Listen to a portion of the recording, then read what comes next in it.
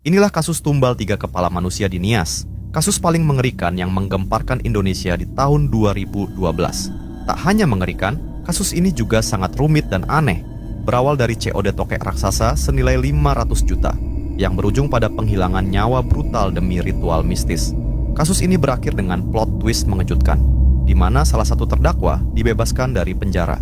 Pada tanggal 23 April 2012, 3 orang bernama Zega, Jimmy, dan Rugun berangkat ke Nias, Sumatera Utara untuk membeli tokek raksasa dari seorang pria bernama Rusula. Sesampainya di sana, mereka dijemput oleh pria bernama Ucok yang merupakan adik ipar Rusula. Ucok juga adalah anak buah Zega yang memberitahu bahwa Rusula menjual tokek raksasa. Saat itu disepakati, harga tokek tersebut senilai 500 juta.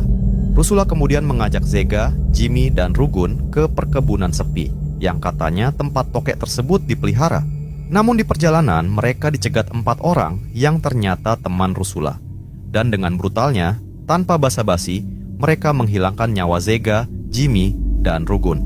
Rupanya Rusula sudah merencanakan aksi ini dengan 4 temannya untuk merebut uang 500 juta yang dibawa Zega. Sedangkan Ucok yang tidak tahu apa-apa terkejut melihat peristiwa mengerikan itu.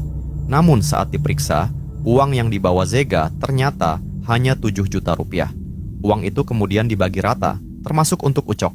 Malam harinya, Rusula dan komplotannya mengambil kepala 3 korbannya untuk dijadikan ritual, sedangkan bagian tubuh dibakar dan dikubur. Kasus ini kemudian berhasil diungkap polisi. Rusula dan Ucok ditangkap, namun saat itu terjadi keanehan.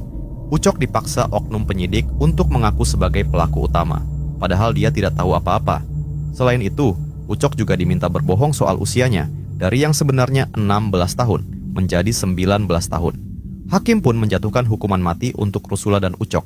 Namun kasus Ucok kemudian dilimpahkan ke Mahkamah Agung melalui bantuan kontras. Setelah dilakukan pemeriksaan, terbukti bahwa saat kejadian Ucok masih di bawah umur dan dia bukanlah pelaku utama. Hukumannya dikurangi menjadi 5 tahun dan akhirnya bebas pada tahun 2017. Sayangnya kasus ini belum sepenuhnya selesai karena 4 komplotan Rusula hingga saat ini belum tertangkap.